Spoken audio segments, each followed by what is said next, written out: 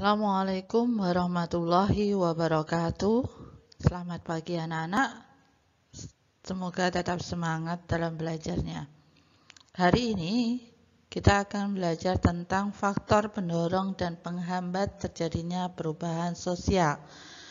Akan tetapi, untuk tayangan hari ini, saya hanya membahas tentang faktor pendorong terjadinya perubahan sosial.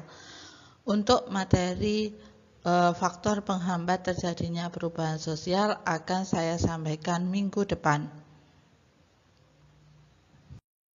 Faktor pendorong terjadinya perubahan sosial budaya. Yang pertama, faktor intern terjadinya perubahan sosial budaya. Faktor intern terjadinya perubahan sosial budaya itu adalah faktor dari dalam yang dapat mengubah terjadinya perubahan sosial suatu budaya. Faktor-faktor pendorong terjadinya perubahan sosial budaya secara intern atau secara di dalam, faktor dalam adalah yang pertama, bertambah atau berkurangnya penduduk. Bertambah dan berkurangnya jumlah penduduk dari suatu kelompok masyarakat berpengaruh langsung atau tidak langsung terhadap pola kehidupan masyarakat tersebut. Jadi, bertambahnya masyarakat itu juga sebagai faktor pendorong terjadinya perubahan sosial budaya. Karena bertambah atau berkurangnya jumlah penduduk itu pada suatu tempat itu juga berpengaruh terhadap perubahan sosial budaya. Contohnya, berkurangnya jumlah penduduk dapat mempengaruhi sistem pembagian kerja. Jadi, kalau jumlah penduduknya banyak, maka sistem pembagian kerjanya juga akan bisa dipilah-pilah lebih banyak lagi. Kemudian, kegiatan gotong royong. Dengan jumlah penduduk yang banyak, untuk kegiatan gotong royong akan lebih mudah daripada jumlah penduduk dengan jumlah penduduk yang lebih sedikit. Kemudian kegiatan upacara, itu juga begitu. Dengan jumlah penduduk yang banyak, biasanya kegiatan upacara lebih meriah daripada jumlah penduduk yang lebih sedikit. Yang kedua, penemuan-penemuan baru atau inovasi baru.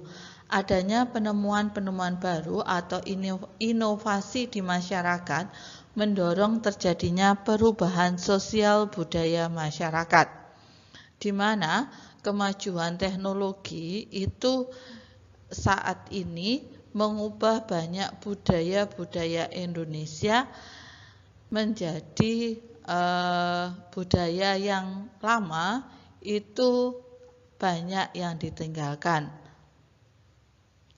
Secara sosiologi, inovasi merupakan suatu proses sosial budaya yang besar.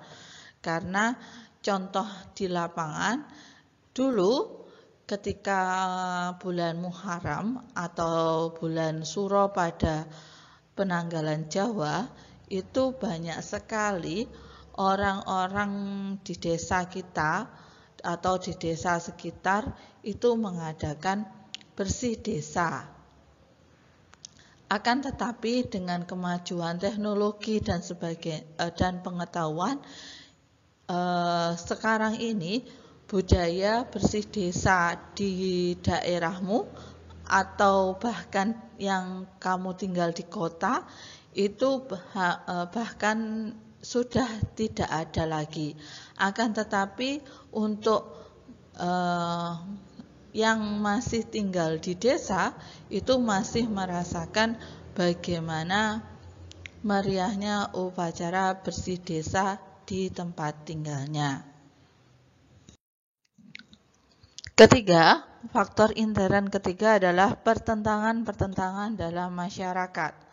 Pertentangan adalah proses sosial antara perorangan atau kelompok masyarakat tertentu yang berusaha dengan sadar atau tidak sadar untuk menentang, menjatuhkan atau melawan pihak lain. Pertentangan atau konflik yang terjadi dapat mendorong terjadinya perubahan sosial dalam masyarakat tersebut.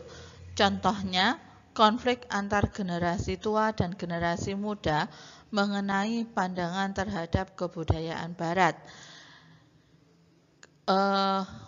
Contohnya sekarang ini banyak generasi muda kita yang suka atau menyukai K-pop atau budaya Korea daripada budaya-budaya Jawa.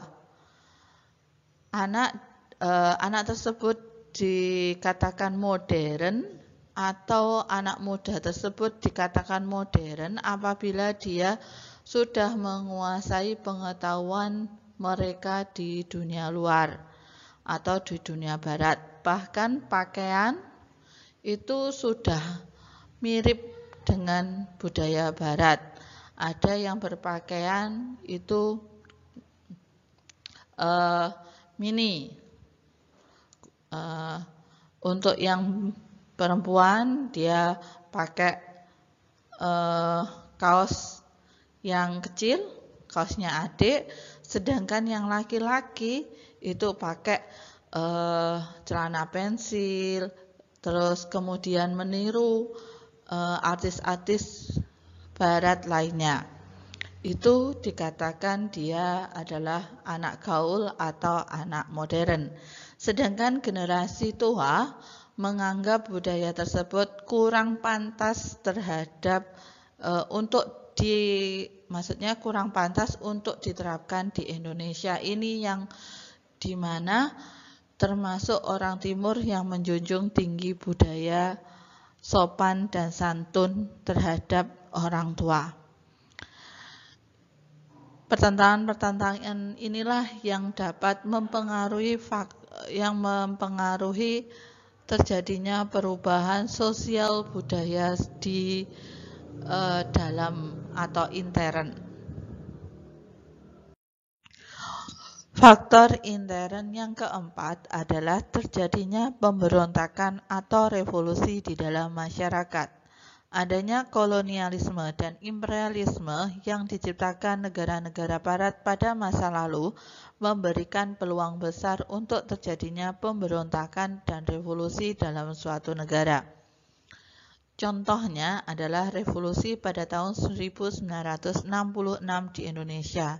Revolusi pada tahun 1966 ini menimbulkan perubahan sosial dalam masyarakat. Melalui revolusi ini, suatu negara yang dulunya berbentuk kerajaan mungkin bisa berubah menjadi republik. Jadi, dulu setelah merdeka, sistem kerajaan itu masih ada dan masih melekat di warga masyarakat Indonesia. Sehingga dengan adanya revolusi ini, Indonesia berubah bentuk menjadi negara republik. Kondisi-kondisi yang memungkinkan terjadinya pemberontakan dan revolusi adalah yang pertama, hilangnya kewibawaan para pejabat birokrat, di mana revolusi ini akan terjadi apabila di jajaran pemerintah itu sudah tidak dipercaya oleh rakyat lagi. Kemudian yang kedua, timbulnya ketidakadilan ekonomi dalam masyarakat. Ini terjadi apabila ada ketimpangan sosial atau ada jarak yang jauh antara si miskin dan si kaya. Jadi jumlah si miskin itu jauh berbeda dengan jumlah yang kaya, atau ketimpangan. Ketimpangan itu ketidaksesuaian atau ketidakadilan. Jadi perlakuan pemerintah yang tidak adil terhadap rakyat miskin itu bisa menghasilkan suatu revolusi. Yang ketiga, ketidaktegasan pemerintah seperti kebijakan yang tidak konsisten. Jadi kebijakan yang diambil oleh pemerintah itu berubah-ubah, tidak konsisten, sehingga menyebabkan ketidakpercayaan masyarakat terhadap pimpinan suatu negara. Itu juga merupakan faktor kondisi terjadinya pemberontakan atau revolusi. Yang keempat, hilangnya dukungan pemerintah dari kalangan cendekiawan, di mana keputusan-keputusan pemerintah itu sudah tidak dipercayai oleh kaum ilmuwan. Cendekiawan itu adalah para ilmuwan. Ketika para ilmuwan itu sudah tidak percaya pada pemerintahan, maka kondisi inilah yang bisa memungkinkan terjadi pemberontakan atau revolusi. Faktor yang kedua adalah faktor ekstern terjadinya perubahan sosial budaya. Faktor ekstern terjadinya perubahan sosial adalah faktor penyebab perubahan sosial yang bersumber dari luar suatu masyarakat. Jadi sumber perubahan sosial itu berada di luar. Faktor ekstern menyebabkan perubahan sosial adalah sebagai berikut. Faktor ekstern yang pertama adalah faktor lingkungan fisik atau alam. Perubahan lingkungan alam dapat menyebabkan terjadinya perubahan sosial budaya dalam suatu masyarakat.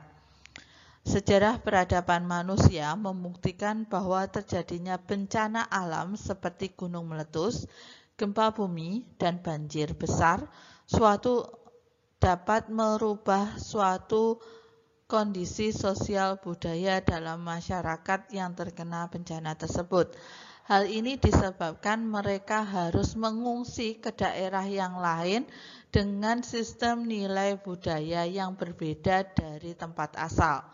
Jadi, ketika gempa bumi itu terjadi, maka dia akan direlokasi atau dipindahkan ke daerah yang lebih aman. Sedangkan daerah yang lebih aman itu sudah memiliki nilai budaya yang kemungkinan berbeda dengan nilai budaya di masyarakat yang dulunya itu kampungnya itu misalnya dia memiliki budaya A.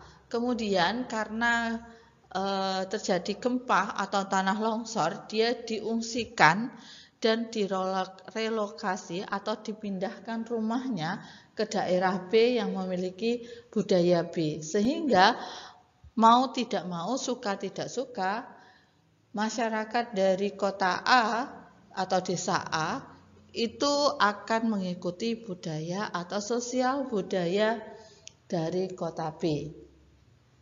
Inilah yang merupakan faktor eksternal perubahan sosial budaya yang pertama. Faktor ekstern yang kedua adalah peperangan yang terjadi antar negara. Peperangan dapat menyebabkan terjadinya perubahan sosial budaya. Kelompok yang menang biasanya akan memaksa kelompok yang kalah untuk menerima budayanya. Pada masa penjajahan tersebut, Belanda melakukan penetrasi atau perembesan unsur-unsur budaya ke dalam tradisi keraton. Contohnya, Belanda mengenalkan pakaian setelan jas, minuman keras, dan pola hidup individualisme. Jadi, ketika Indonesia dijajah oleh Belanda selama 250 tahun, itu terjadilah pencampuran budaya asli Indonesia dengan budaya Belanda, di mana Belanda zaman dulu, orang Indonesia zaman dulu itu pakaiannya tidak merupakan setelan jas atau gaun-gaun, tetapi mereka masih mengenakan kebaya, kemudian jarik. Orang-orang dulu itu karena bangsa kita dijajah, maka Belanda mengenalkan budaya mereka. Budaya mereka yang paling kita ketahui adalah dengan salah satunya adalah pakaian yang mereka kenakan. itu dikenalkan. Kemudian di Indonesia juga sekarang ini sudah banyak sekali budaya-budaya barat yang sudah untuk pakaian sudah sangat kebarat-baratan. Kemudian budaya minum-minuman keras. Budaya minuman keras itu sebenarnya merupakan budaya asli bangsa barat. Karena di sana udaranya dingin sehingga mereka butuh menghangatkan tubuhnya dengan cara meminum minuman keras. Akan tetapi di Indonesia sebenarnya dulunya itu tidak mengenal adanya minum-minuman keras karena Belanda menjajah selama 250 tahun, jadi itu menjadikan suatu kebiasaan bangsa Indonesia sampai saat ini. Banyak sekali orang yang suka meminum minuman keras. Kemudian pola hidup individualistis, di mana mereka hidup dengan, maksudnya dia itu individualistis itu dia sendiri, tidak menyukai gotong royong. Jadi kalau itu punya saya, ya ini punya saya, gitu. Jadi sayanya lebih tinggi, individualistis. Faktor ekstern yang terakhir adalah pengaruh kontak kebudayaan masyarakat lain atau luar. Kontak dengan masyarakat lain tidak hanya menyebabkan proses meniru dan menyebarkan unsur sosial dan budaya asing oleh suatu masyarakat, tetapi juga menyebabkan terjadinya proses pertukaran budaya. Contohnya, kebudayaan Indonesia itu banyak percampuran dari masyarakat India, Cina, dan negara-negara sekitar Indonesia. Kemudian, pertukaran budaya adalah proses sosial yang timbul bila ada kelompok masyarakat dengan latar belakang kebudayaan yang berbeda saling bergaul secara intensif dalam jangka waktu yang lama, sehingga lambat laun kebudayaan asli akan berubah sifat dan wujud membentuk kebudayaan baru sebagai kebudayaan campuran. Jadi, masyarakat Indonesia itu percampuran antara ada yang percampuran antara budaya Cina contohnya dari makanan bakpao itu dari Cina asli. Jadi di Indonesia bakpao itu beraneka macam isinya, ada coklat, ada keju, ada pisang. Sesungguhnya bakpao di Cina itu hanya berisi daging. Kemudian bakso itu juga kebudayaan dari Cina. Kenapa kok Cina? Karena banyak sekali Indonesia atau dahulu kala banyak sekali pedagang Cina itu berdagang di Indonesia. Yang kedua adalah percampuran dari bangsa Arab. Bangsa Arab banyak sekali kebudayaan Arab, makanan Arab. Sekarang ada roti Maryam, kemudian ada nasi kebuli, kemudian ada gambus, musik gambus. Itu dari kebudayaan yang dibawa oleh masyarakat Arab ke Indonesia. Ada hadroh itu juga merupakan peninggalan dari masyarakat Arab untuk Indonesia yang bercampur dengan kultur Indonesia sehingga dihasilkanlah budaya baru yaitu hadroh. Kemudian sekarang ini masih banyak lagi di Indonesia banyak sekali macam makanan yang sudah disesuaikan dengan lidahnya orang Indonesia. Contohnya Kentucky Fried Chicken. Kentucky Fried Chicken atau KFC itu berasal dari Amerika sana. Kemudian mereka membuka outlet di Indonesia sehingga Kentucky, masyarakat Indonesia mengenal makanan Kentucky. Bahkan kamu itu makan Kentucky hampir tiap hari. Itu adalah salah satu contoh pencampuran sosial budaya yang ada di Indonesia. Demikianlah pembahasan hari ini.